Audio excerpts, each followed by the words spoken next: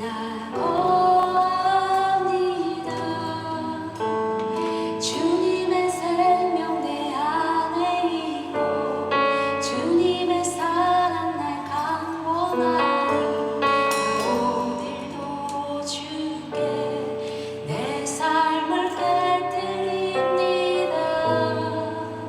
날 위해 십자가에서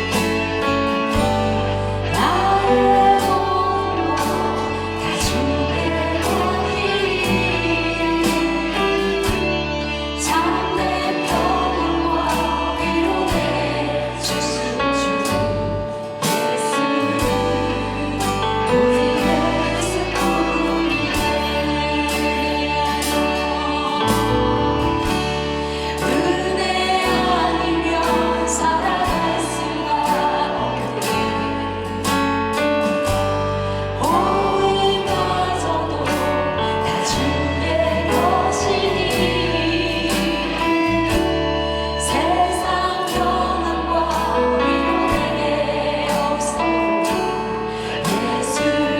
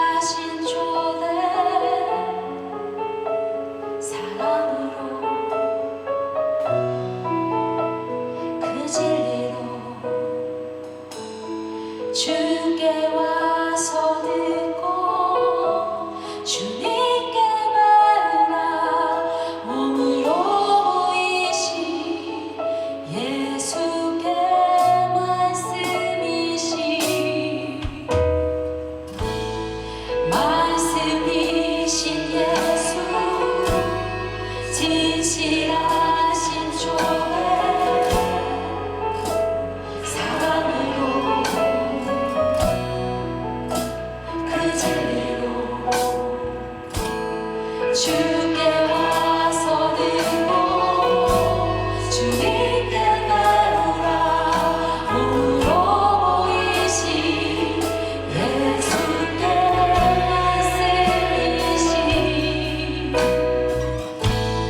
말씀이신 예수, 진실하신 조례 사랑으로 그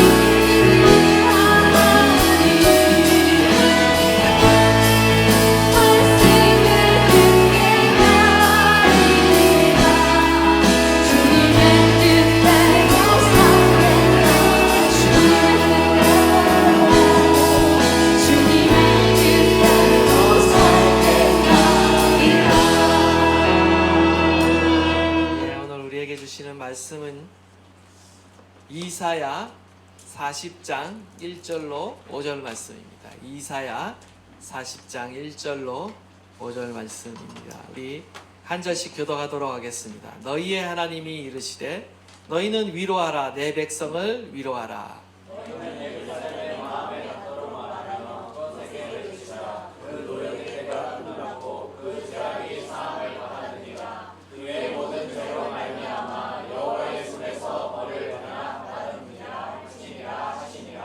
외치는 자의 소리여 이르되 너희는 광야에서 여호와의 길을 예비하라. 사막에서 우리의 하나님의 대로를 평탄하게 하라.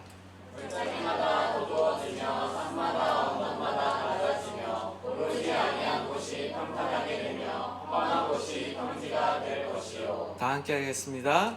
여호와의 영광이 나타나고 모든 육체가 그것을 함께 보리라. 이는 여호와의 입이 말씀하셨느니라. 아멘.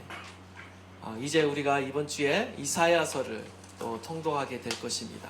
이사야는요, 이스라엘의 분열 왕국 시대 후반기에 사역했던 예언자입니다. 예루살렘에서 살면서 예루살렘과 유다 지도자들에게 하나님의 말씀을 선포한 선지자였습니다. 그는 우선 하나님의 심판에 대해서 경고를 하는데, 이스라엘의 부패한 지도자들이 하나님의 말씀, 하나님의 언약을 어겼기 때문에 하나님이 그 죄값을 치르게 하시려고 거대한 제국인 바로 아수르와 그 이후에 바벨론을 이용하셔서 하나님께서는 이 예루살렘을 심판하실 거라고 경고를 합니다. 동시대 예언자로서 또 누가 있냐면요, 이사야뿐만 아니라 그 동시대에 살면서 하나님의 심판을 경고하고 하나님의 말씀을 외쳤던 선지자들이 있습니다. 바로 아모스 선지자와 호세아 선지자도 이 이사야와 동시대에 활동했던 선지자입니다. 아모스는요, 하나님이 심판하시는 주된 이유로서 사회적 공의의 문제를 이야기하였습니다. 반면 호세아는 종교적 음란의 문제를 제기하였어요. 그리고 이사야는 어떤 문제를 제기했냐면, 하나님이 심판하시는 주된 이유로서 하나님보다 이방 나라를 더 의지하는 것을 문제로 삼았습니다. 이사야는요, 하나님만이 우리가 절대적으로 의뢰할 뿐이며 구원자이시다라는 그 메시지를 우리 가운데 전해주고 있습니다. 하나님만이 우리가 의지할 뿐입니다. 하나님만이 우리의 구원자이십니다. 여러분 믿으십니까? 우리가 그 어떤 것보다 하나님만을 의뢰하고 의지해야 한다라는 거예요. 이사야서를 크게 두 부분으로 나누어 보면요, 1장부터 39장과 40장부터 66장까지 이렇게 두 부분으로 나눌 수가 있습니다. 1장부터 39장은요, 심판의 책이라고 불립니다. 그래서 주로 심판과 경고의 메시지, 회개하라는 메시지가 주로 등장을 해요. 물론 그 안에 회복의 메시지도 있지만 주로 심판의 책이라고 불립니다. 그리고 40장에서 66장까지는요, 주로 위로의 책이다 라고 불립니다. 이곳 가운데는 하나님의 회복과 구원의 역사에 대해서 위로에 대한 말씀이 나오고 있습니다. 오늘 우리가 읽은 본문이 바로 이 40장, 바로 위로의 책 중 바로 서문에 해당하는 그러한 본문인 것입니다. 먼저 우리가 이사야 39장을 보시면, 이사야가 히스기야에게 예루살렘이 바벨론에 의해 멸망할 것이다, 그리고 포로로 잡혀갈 것이다 라고 예언을 하는데, 바로 이사야 39장 6절로 7절 말씀입니다. 우리 이 말씀을 먼저 한번 보도록 하겠습니다. 우리 한번 다 함께 읽겠습니다. 보라, 날이 이르리니 내 집에 있는 모든 소유와 내 조상들이 오늘까지 쌓아둔 것이 모두 바벨론으로 옮긴 바 되고 남을 것이 없으리라. 여호와의 말이니라. 또 내게서 태어날 자손 중에서 몇이 사로잡혀 바벨론 왕궁의 환관이 되리라 하셨나이다 하니. 지금 이 예언을 받게 된 계기가 있습니다. 그것이 뭐냐면요, 히스기야가요, 처음에 아수르가 이 예루살렘을 침략했을 때 이 히스기야 왕이 다른 것을 의지하지 않고 오직 하나님만을 의지했습니다. 하나님만 의지했을 때 하나님께서 아수르의 대군을 하룻밤 사이에 물리쳐 주시고 본국으로 돌아가도록 만드셨어요. 놀라운 기적을 행하셨다라는 거죠. 그러나 그가 이제 나중에 자신의 병이 나았을 때 바벨론의 사절단이 찾아왔는데, 그때 히스기야가 이 바벨론 사절단에게 어떻게 하냐면 왕궁 창고에 있는 모든 보물들을 다 이렇게 보여줍니다. 이것은요, 단순히 자신의 어떤 나라의 권세와 어떤 부를 자랑하는 것이 아니라 어떤 의도가 그 밑에 깔려 있냐면요, 바로 이 바벨론 사절단의 환심을 사서 결국 이들과 함께 군사적 어떤 정치적 동맹을 맺기 위한 술수였다라는 거죠. 하나님이 아닌 다른 외세를 외교적으로 의지하려고 지금 히스기야가 마음이 바뀐 겁니다. 그 사이에 결국 하나님께서는요, 이 이사야를 통해서 경고의 메시지를 주십니다. 히스기야의 어리석음을 꾸짖으시고요, 이어서 바로 주신 예언이 뭐냐면 바로 저와 여러분이 읽은 이사야 39절에 이 말씀을 주시는 거예요. 바벨론이 예루살렘을 정복하러 올 것이다 라는 이 예언의 말씀을 주시는 거죠. 그리고 이 예언의 말씀은요, 슬프게도 100년 이후에, 약 100년 이후에 이 말씀이 성취되게 됩니다. 40장부터는요 우리가 읽을 때에 지금 바벨론 포로로 끌려간 상황을 전제로 해서 하나님께서 회복의 말씀을 주시고 계신다라는 것을 여러분이 염두에 두고 읽으시면 됩니다. 39장까지는 하나님의 어떤 심판의 책으로서 그들이 회개하고 돌이키지 않으면 받게 될 어떤 심판에 대해서 예언하고 있다라면요, 40장은요 이미 40장부터의 말씀은 이미 그들이 하나님의 심판을 받아서 바벨론 포로로 끌려간 것을 전제로 해서 그들이 다시 하나님의 은혜로 회복돼서 돌아올 것을 전제로 하면서 예언하고 있다라는 거예요. 오늘 본문 말씀도 바로 이것을 전제로 해서 회복에 관한 말씀을 하나님께서 지금 주고 계시는 것입니다. 바벨론 포로 가운데 그들의 마음 안에는 이러한 마음들이 있었을 것입니다. 오랜 포로 생활 끝에 그들의 마음 안에는 불신과 절망의 생각들로 가득 차 있었을 거예요. 하나님께서 우리를 버리신 것이 아닐까? 아니면 하나님께서 우리를 구원하실 능력이 없는 것은 아닐까? 스스로 의문을 가지고 그들은 좌절했을 거예요. 나의 사정을 돌아보지 않으시는 하나님이 원망스러웠다가 나중에는 그 하나님의 능력과 존재에 대해서 회의를 품게 되었다라는 거죠.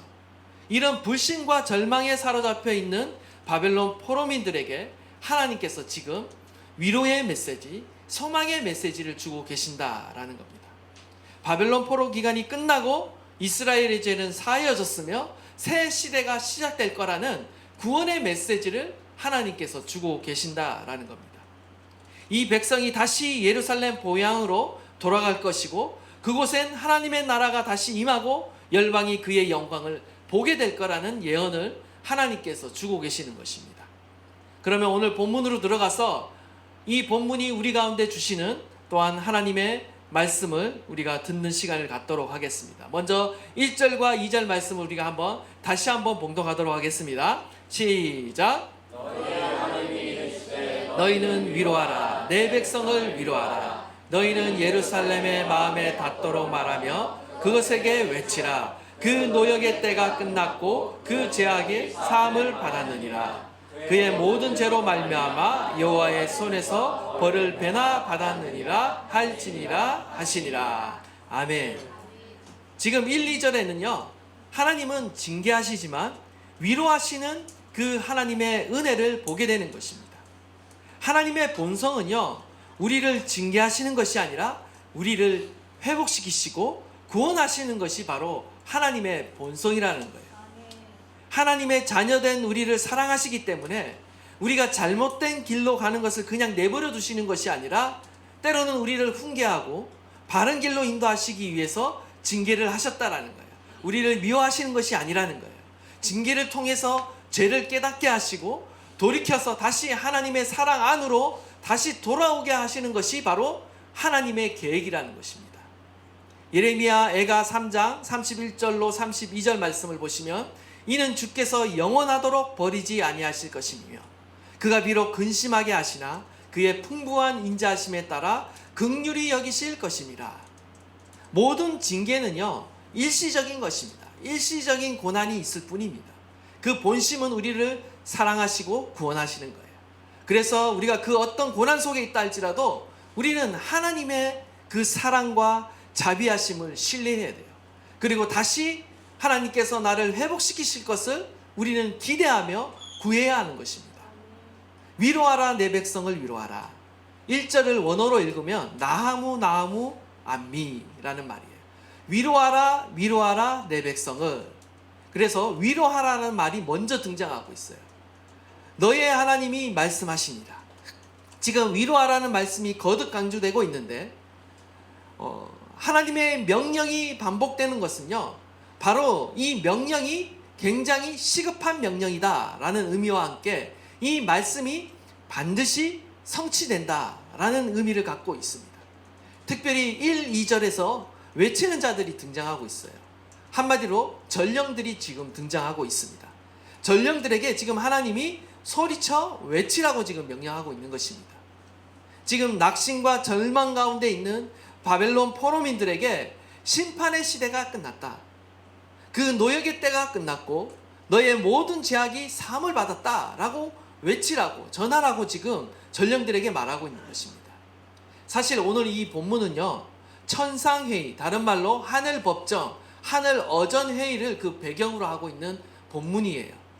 고대 근동사회뿐만 아니라 이스라엘에게도 잘 알려져 있는 개념입니다.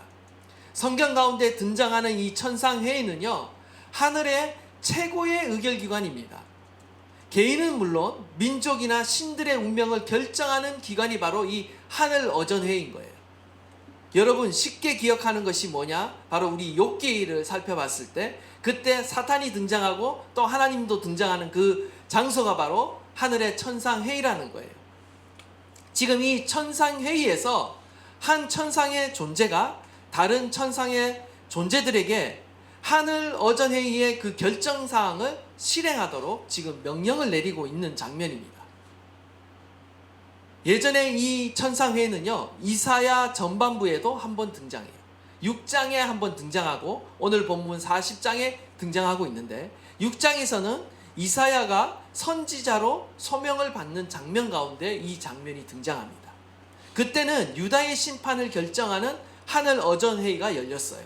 그리고 그곳 가운데 이사야가 참석해서 하나님의 백성의 멸망을 선포하도록 사명을 받죠. 참으로 슬픈 사명이죠. 이사야가 예루살렘을 향해, 유다를 향해 그 바벨론에 의해 멸망당한다라는 그 사실을 선포하도록 부르심을 받았다라는 거죠. 그런데 이제 40장에 와서는 이스라엘의 구원과 회복을 결정하는 이 하늘어전에 참석한 거예요. 그리고 이제는 구원의 메시지, 회복의 메시지를 선포하도록 부르심을 받았다라는 거죠. 우리의 인생의 운명을 누가 결정하십니까? 하나님께서 결정하십니다. 하늘에서 결정하세요. 하늘에서 결정하는 것이 이 땅에서 이루어지고 있는 거예요. 우리가 이것을 볼 줄 알아야 됩니다. 이걸 볼 줄 아는 눈을 우리가 가져야 하는 거예요. 모든 역사의 때와 인생의 때를 결정하시는 분은 하나님이시다. 하나님께 절대 주권이 있다는 사실을 우리는 기억해야 하는 것입니다. 한 국가의 운명도, 한 기업의 운명도, 한 교회의 운명도, 한 가정의 운명도, 한 개인의 운명도 주님의 손에 달려 있다는 사실을 우리는 기억해야 한다는 거예요. 하나님께서 하늘에서 결정하십니다. 그렇기 때문에 우리는 주님을 전적으로 의지해야 된다는 거예요. 우리가 하나님을 전적으로 의지해야 될 이유가 바로 여기에 있는 것입니다. 주님이 우리의 가는 길을 알고 계십니다. 주님이 우리의 모든 시련의 때를 정하실 뿐만 아니라 끝내시는 분도 하나님이라는 사실을 우리는 분명히 깨달아야 하는 거예요. 그래서 우리는 하나님을 의뢰해야 되는 거예요. 하나님께 잘 보여야 하는 거예요. 여러분 지금 하나님께 잘 보이고 계십니까? 그 누구보다도 잘 보여야 할 분이 바로 하나님이십니다. 하나님이 결정권자라는 거죠. 여기에 중요한 단어가 또 하나가 등장하는데 바로 내 백성이라는 단어예요. 하나님께서 바벨론 포로 가운데 있는 이스라엘 백성들을 향해 뭐라고 말씀하시냐면 내 백성이다, 압니다 라고 지금 말씀하고 있다라는 거죠. 호세아 1장 9절을 보시면 여호와께서 이르시되 그의 이름을 로암미라 하라. 너희는 내 백성이 아니요 나는 너희의 하나님이 되지 아니할 것임이로다. 예전에는요 범죄하는 그들을 향해 하나님께서 뭐라고 부르셨냐면 로암미 내 백성이 아니다 라고 부르셨어요. 그리고 나는 너의 하나님이 이제 더 이상 아니다 라고 이렇게 말씀을 하셨어요. 범죄한 이스라엘 백성들을 향해 로암미 너희는 내 백성이 아니다. 당연히 나는 너의 하나님이 되지 아니할 것이다 라고 말씀하셨다라는 거예요. 그 결과 어떻게 됩니까? 그 결과 바벨론으로 쫓겨가게 되고 오랫동안 노예 생활을 하면서 로암미 내 백성이 아닌 것처럼 하나님의 침묵 속에서 그들이 살았습니다. 하나님이 없는 것처럼 살았어요. 아버지가 없는 고아처럼 그들이 살았다라는 거죠. 그런데 이제 하나님께서 그 침묵을 깨시고 다시 말씀을 하시는데 뭐라고 말씀하시냐? 위로하라 위로하라 내 백성을 위로하라. 내 백성이라고 다시 말씀해 주신다는 거예요. 다시 나의 백성이다 라고 주님께서 불려주고 계신다라는 겁니다. 다시 하나님이 어떻게 하겠다는 거예요?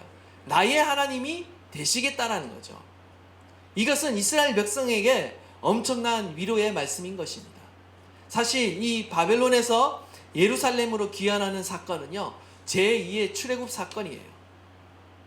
첫 번째 출애굽에서 어떤 일이 일어났습니까? 하나님께서는 이집트에서 이스라엘이 부르짖는 그 고통의 소리를 들으셨어요.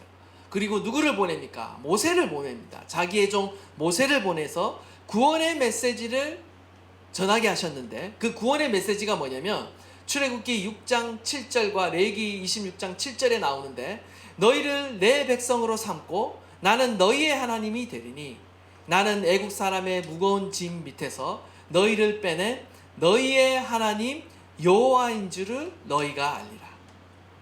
나는 너희 중에 행하여 너희의 하나님이 되고 너희는 내 백성이 될 것이니라. 출애굽 사건이요 바로 이스라엘을 구원하신 사건인데요 동시에 그것이 갖는 의미가 무엇인가? 바로 이스라엘 백성이 하나님의 백성이 되고 하나님은 이스라엘의 하나님이 된다는 거예요. 나의 하나님이 되는 엄청난 사건이라는 거예요. 구원의 의미가 바로 여기에 있는 것이죠. 이제 이사야서에서도 하나님이 어떻게 말씀하십니까? 자기 백성을 향해 구원의 메시지를 전하는 전령자를 보내고 계세요. 그러면서 그들을 향해 뭐라고 말하냐면 나의 백성이다 라고 부르신다라는 거예요. 그들이 하나님의 백성인 이상 이제 하나님께서 어떻게 하시겠다는 거예요. 그들을 구원하시겠다라는 거죠. 그들을 방치해 주시는 것이 아니라 그들을 붙들고 다시 일으켜 세워주시겠다라는 것입니다. 지금 이제 전령자들을 미리 보내서 그 이러한 복음의 소식을 알리는 겁니다. 하나님께서는요 동일하게 저와 여러분을 향해 말씀하십니다. 너희는 나의 백성이다. 너희는 나의 자녀라. 주님은 저와 여러분을 향해 그리스도 안에서 부르고 계시는 줄 믿습니다. 나는 너희 하나님이 될 거라고 주님은 말씀하고 계신다라는 거예요. 우리는 그리스도 안에서 이미 하나님의 백성, 하나님의 자녀가 된 줄 믿습니다. 우리는 이 엄청난 은혜를 누리고 있는 거예요. 에베소서 1장 7절에 의하면 우리가 그리스도 안에서 그의 은혜로 풍성함을 따라 그의 피로 말미암아 속량 곧 죄사함을 받았으니 우리는 그리스도 안에서 이미 죄사함을 받았습니다. 예수 그리스도의 피로 말미암아 속죄함을 받았어요.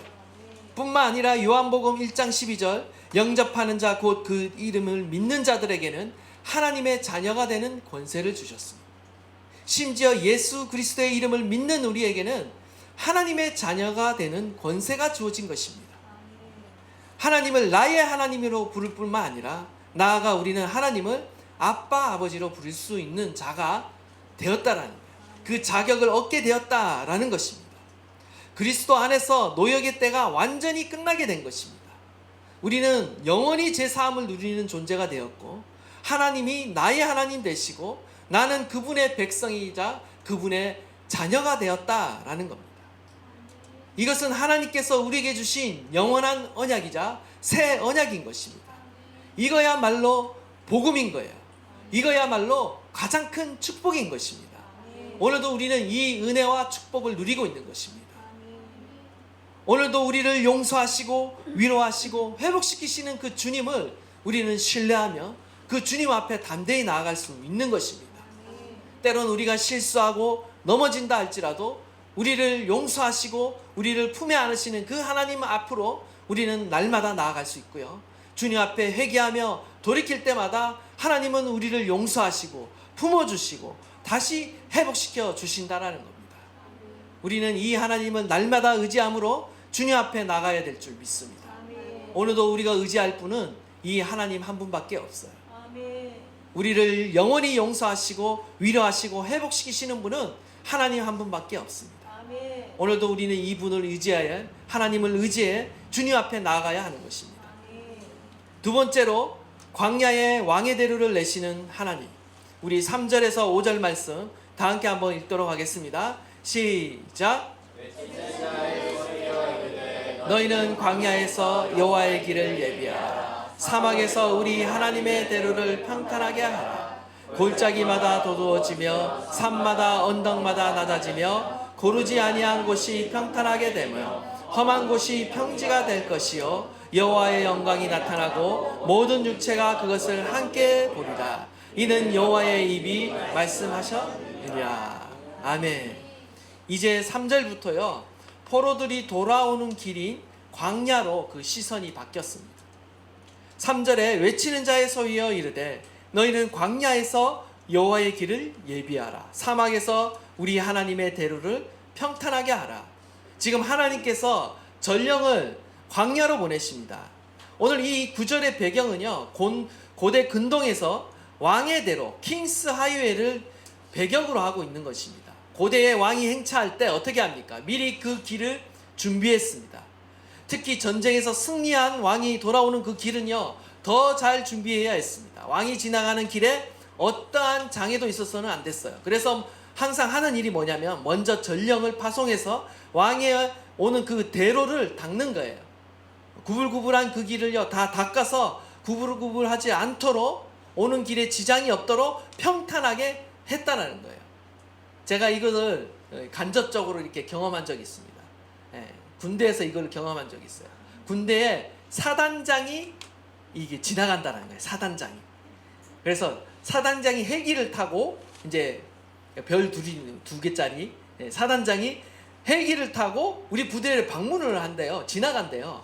그래서 아침부터 무슨 일을 하냐면 갑자기 멀쩡한 땅을 파게 하는 거예요. 그래서 집합을 해서 하루 종일 땅을 팠어요. 뭘 파냐면 바위, 땅에 박혀있는 바위를 다 파라는 거예요. 그러면서 그 바위를 다 줄을 맞추라는 거예요. 일렬로 줄을 다 맞추고 튀어나온 거 다 평탄하게 만들고 하여튼 진짜 이게 내가 무슨 짓을 하나 이런 생각이 들 정도로 엄한 짓을 하루 종일 했습니다. 그리고 절대 2등병, 1병, 상병 할 것 없이 절대 그 내부만에서 나오지 말라는 거예요. 고개를 내밀지 말라는 거예요. 실수하면 안 된다. 그래서 내부만에 그냥 짱 박혀 있어라. 그래서 그냥 내부만에 그냥 짱 박혀 있었어요. 그리고 이제 사단장이 언제 오나 라고 하는데 이제 한참을 지났는데 이제 해제가 됐어. 나오라는 거예요. 사단장이 지나갔다는 거예요. 아니 사단장이 보지도 못했는데 어디 지나갔냐. 나중에 알고 보니까 사단장이 헬기를 타고 우리 부대 하늘 위를 지나가는 거예요. 그것 때문에 땅을 다 평탄 작업을 한 거예요. 이해가 되시나요? 네. 사단장이 지나가는데 땅을 평탄케 하는 거 이걸 보면서 왕이신 하나님이 지나가는데 그 땅에 대로를 길을 닦는다는 것은 고대 사회에 어마어마한 일이에요. 지금 이 전령을 보고 뭐라 말하냐. 왕이신 하나님이 지나가시니까 그 왕의 대로를 평탄하게 하라. 평탄 작업을 하라. 지금 이게 말하고 있다라는 거죠. 정말 놀라운 일입니다. 근데 놀라운 사실은요. 이 일을요. 사람이 하는 것이 아닙니다. 사람이 이것을 감당할 수 없습니다. 사람이 수많은 골짜기를 메울 수도 없고요. 높고 낮은 산들을 허물어서 평탄한 길을 만들 수 없어요. 전령은 외치지만 사실 주님이 오시는 이 길은요. 주님 자신이 그 길을 만드시는 거예요. 그분 앞에 골짜기가요. 스스로 높아지고 또한 산과 언덕은 스스로 낮아져서 결국은 울퉁불퉁한 그 모든 길이요. 평탄하게 되는 것입니다. 하나님께서 왕의 대로를 만드신다라는 거예요.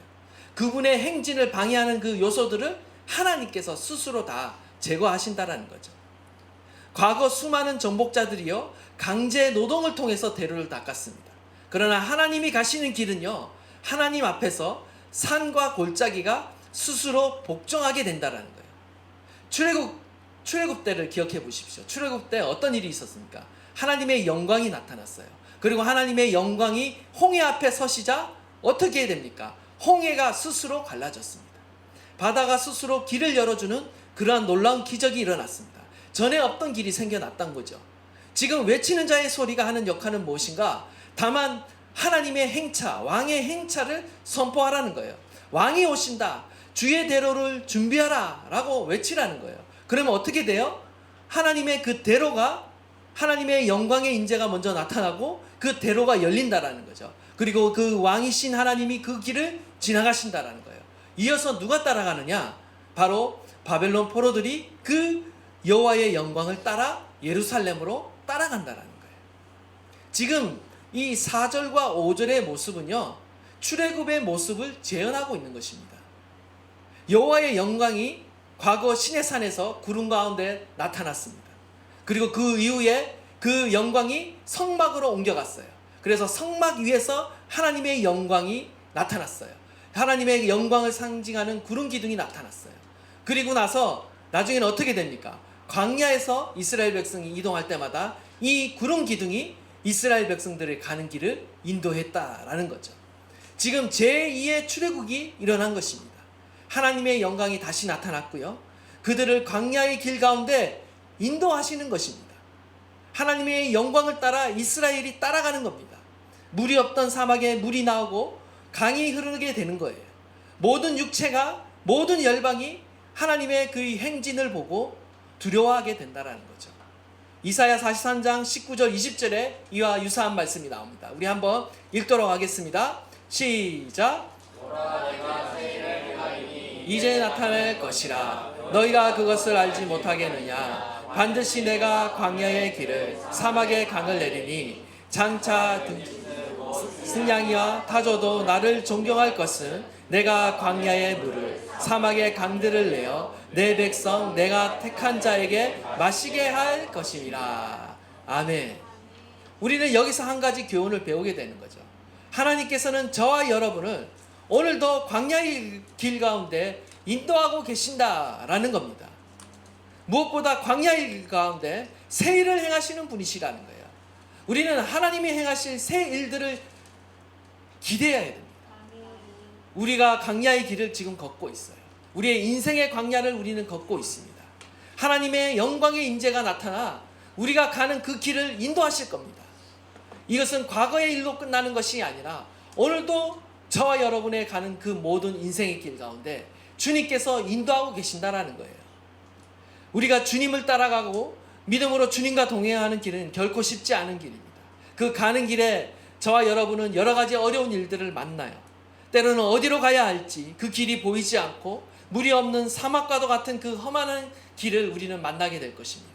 그러나 우리 주님은요, 그 가는 길 가운데 그 모든 험난한 곳을 평지가 되게 하시고 때로는 길이 없는 곳을 길을 내시고 물이 없는 곳에 물을 내시며 강을 내시겠다라고 우리 가운데 약속해 주고 계시는 것입니다.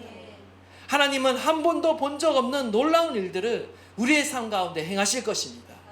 오늘도 그분의 백성을 구원하시며 그분의 백성을 인도하시는 하나님이시라는 거예요. 저와 여러분이 가는 길이 아무리 험난하다 할지라도 주님의 임재가 우리와 함께하고 계신다면 우리는 결코 두려워할 필요가 없는 것입니다. 주님께서 저와 여러분의 가는 그 길 앞에 앞서가시며 행하시며 우리의 가는 길 가운데 시온의 대로가 열리도록 역사하실 줄 믿습니다. 우리의 길을 여시는, 인도하시는 그 하나님을 우리가 신뢰해야 될 줄 믿습니다. 나아가서 3절 말씀 우리 다시 한번 읽겠습니다. 시작. 외치는 자의 소리여 이르되 너희는 광야에서 여호와의 길을 예비하라. 사막에서 우리 하나님의 대로를 평탄하게 하라. 오늘 본문 가운데 전령을 가리켜 그를 외치는 자의 소리라고 말하고 있습니다. 다른 말로는 부르짖는 소리라고 지금 부르고 있어요.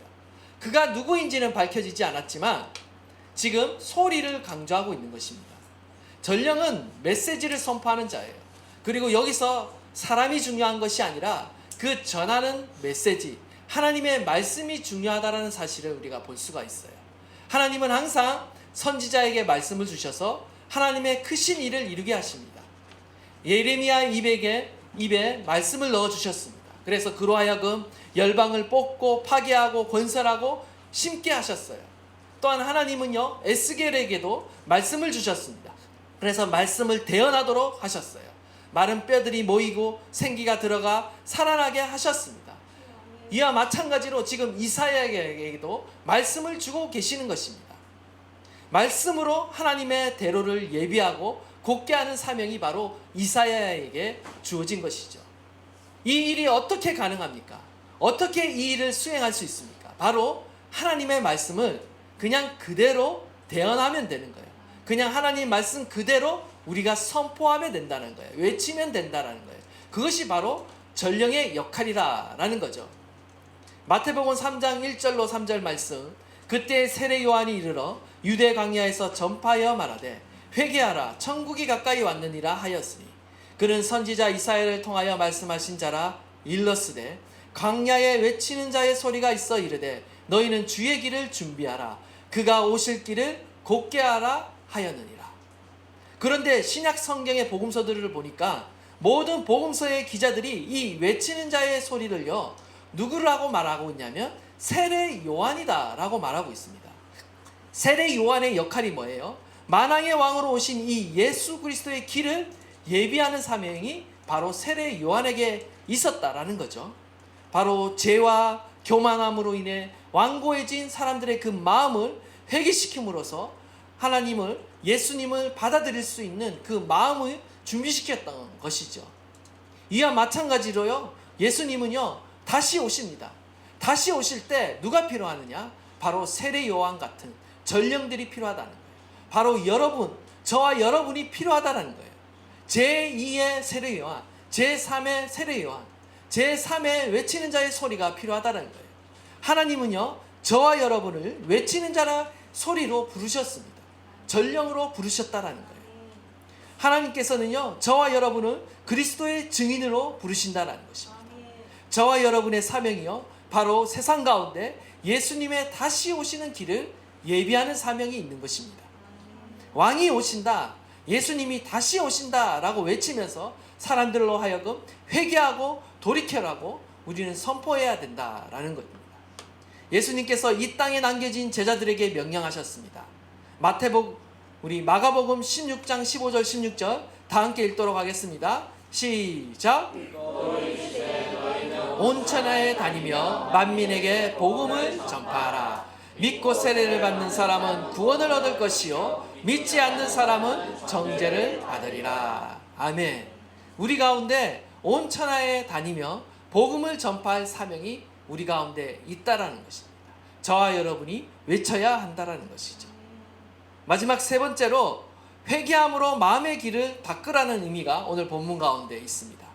4절에 골짜기마다 돋을지어다 산마다 언덕마다 낮아지고 고르지 아니한 곳이 평탄하게 되며 험한 곳이 평지가 될 것이다. 다시 오실 예수 그리스도의 재림 앞에 우리가 준비해야 될 것은 무엇이냐? 바로 우리의 마음이라는 거예요.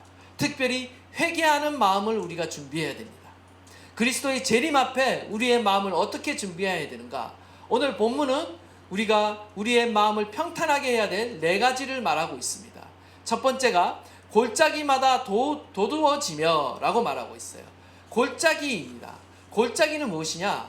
움푹 패여 있는 것을 말하죠. 골짜기라는 것은요 바로 다른 것이 아니라 영적으로 어둠 속에 깊이 빠져 있는 상태, 우리의 마음이 어둠 속에 깊이 빠져 있는 마음의 상태를 의미합니다. 한마디로 고난과 슬픔 속에 깊이 절망하고 낙담해 있는 자들을 의미하는 거예요. 나아가 삶의 절망과 침체의 늪에 빠져 있는 자들을 의미하는 겁니다.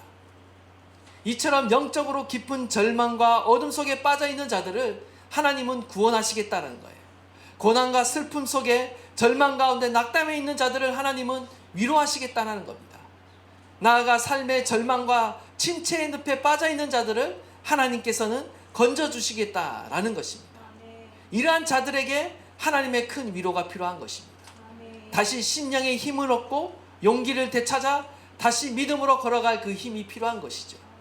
바로 저와 여러분 가운데 이 힘이 필요한 것입니다. 하나님은 우리를 죄악의 구렁텅이에서 건져주시는 분이세요. 나아가 우리를 슬픔과 고통과 상처와 그 눈물을 씻겨주시고 싸매어 주시는 분이 바로 우리 하나님이라는 것입니다. 이런 위로의 하나님 앞으로 우리가 나아갈 때 하나님께서 우리를 건져주시고 회복시켜 주신다는 겁니다. 나아가 두 번째 마음 상태는 산마다 언덕마다 낮아지며 바로 산과 언덕입니다. 이 산과 언덕은요, 영적으로 하나님 앞에서 높아진 교만한 마음을 말하는 거예요. 교만한 심령을 상징하는 것입니다.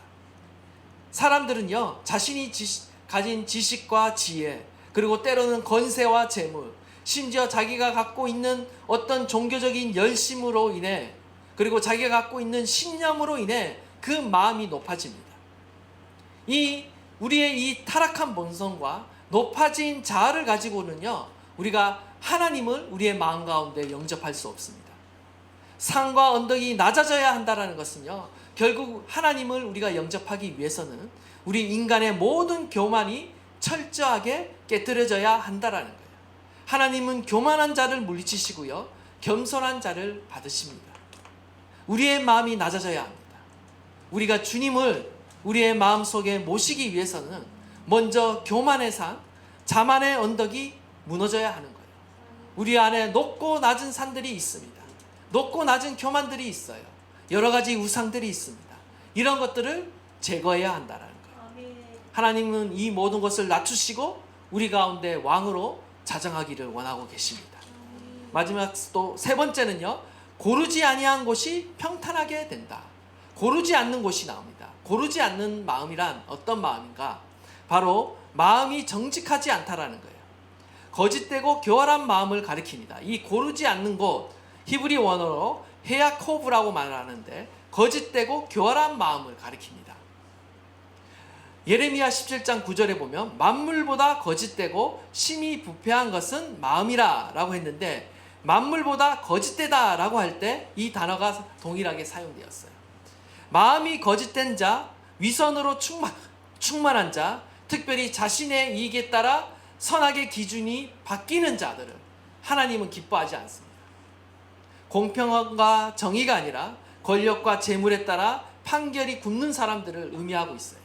이런 자들은 결코 참되신 하나님을 뵐 수가 없는 것입니다. 하나님은 진실한 마음을 보십니다.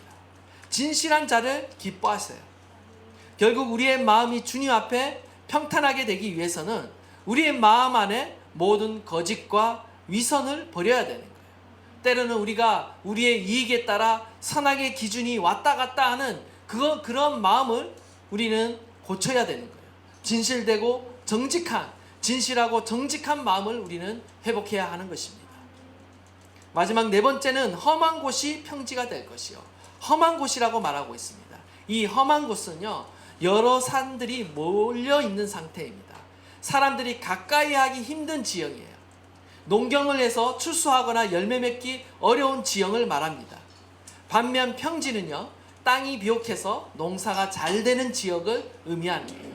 결국 이 험한 곳이라는 것은요, 자기 고집만을 부리며 다른 사람이 접근조차 하기 어려운 하나님 말씀 앞에서도 굽힘이 없는 완고한 자를 가리키는 거예요. 우리의 마음이 완고하고요, 우리의 마음이 고집을 부리면요, 결코 다른 사람과도 화합하지 못하고 또한 우리의 삶에 선한 열매도 맺히지 않는 것입니다. 하나님은 이런 완고한 자가 그 마음을 갈아엎어서 온유한 심령이 되기를 원하고 계시는 것입니다. 다른 사람들과 원만한 관계를 유지할 뿐만 아니라 하나님의 말씀도 겸허하게 잘 받아들이는 상태, 그 온유한 상태, 좋은 밭과 같은 그 상태가 되어야 한다라고 주님은 말씀하고 있는 거예요. 결론입니다. 결국 이러한 땅, 왕의 대로가 된다라는 것은 결국 골짜기가 도두어지고 우리의 제약된 자리, 어둠의 자리를 떠나 우리가 빛된 삶으로 다시 나아가는 거예요. 고난과 슬픔과 그 침체의 자리에 머물러 있는 것이 아니라 그 고난과 슬픔을 다시 딛고 일어나 다시 믿음의 삶을 살아내는 겁니다. 산과 언덕이 낮아지는 것입니다. 교만과 자만을 버리고 겸손한 마음을 우리가 갖는 거예요. 또한 고르지 않는 마음, 거짓과 이선을 버리고 정직과 진실한 삶을 살아가는 것입니다. 험한 것이 평지가 된다라는 것은 우리의 완고한 마음을 다 버리고 이웃과 화평하고 선하고 아름다운 열매를 맺어간다라는 것입니다. 우리는 이러한 하나님 앞에 합당한 마음을 가져야 되는, 우리의 마음의 길을 닦아야 되는 것입니다. 우리는 주님의 재림을 준비함에 있어서 우리의 마음밭이 어떠한 마음밭인가 돌아볼 수 있기를 바랍니다. 원하기는 우리의 마음을 돌이켜 회개함으로 주님 앞에 겸손하고 진실하고 온유한 심령으로 주님의 말씀을 잘 받아들이는 그런 마음의 상태가 되어질 수 있기를 주님의 이름으로 축복합니다. 주님 앞에 더욱 열매 맺는 삶으로 우리는 나아가게 될 것입니다. 주님께서 우리의 마음밭을 기경하시고 새롭게 하실 줄 믿습니다.